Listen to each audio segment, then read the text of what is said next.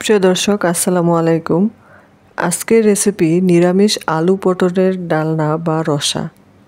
এই গরমে ভীষণ মজার এই রেসিপি, আর স্বাস্থ্যকর তো বটেই। বাসায় একবার হলেও ট্রাই করে দেখবেন, ইনশাল্লাহ ভালো লাগবে।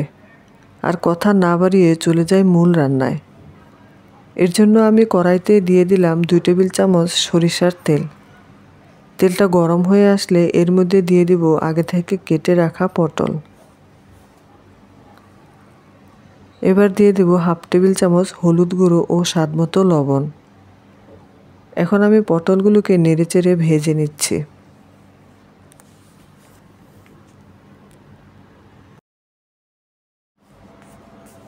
পটলগুলো যখন এরকম লাল লাল হয়ে আসবে তখন এগুলোকে তুলে নিচ্ছি। এবার কড়াইয়ের ওই তেলের মধ্যে দিয়ে দিচ্ছি 1 টেবিল চামচ কালিজিরা আর 3 থেকে 4টা তেজপাতা।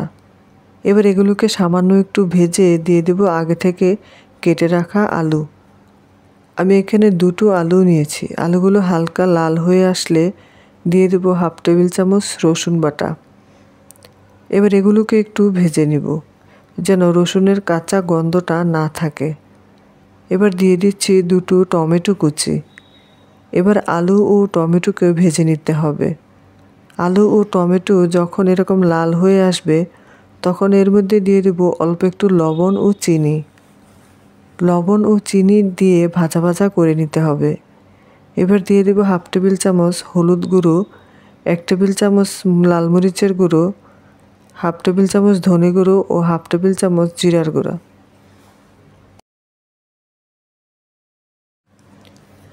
দিয়ে দিচ্ছি সামান্য পানি। এবার সব মশলাগুলোকে ভালোভাবে কষিয়ে নিতে হবে। মশলা থেকে যখন তেল ছেড়ে দিবে ওই পর্যায়ে দিয়ে দেব ভেজে রাখা পটল। এবার সব কিছুকে আবারও ভালোভাবে কষিয়ে নিব।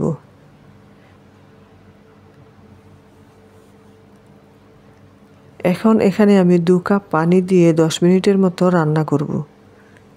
10 মিনিট পরে যখন এভাবে ফুটতে শুরু করবে ওই পর্যায়ে দিয়ে দিব 1 টেবিল চামচ ঘি ও হাফ টেবিল চামচ গরম মশলার গুঁড়া ও সামান্য ধনেপাতা।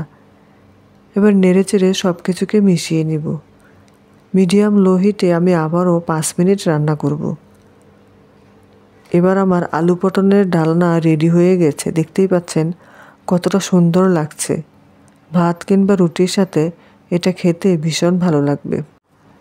রেসিপিটি ভালো লাগলে একটা লাইক দেবেন আর চ্যানেলটিকে সাবস্ক্রাইব করবেন।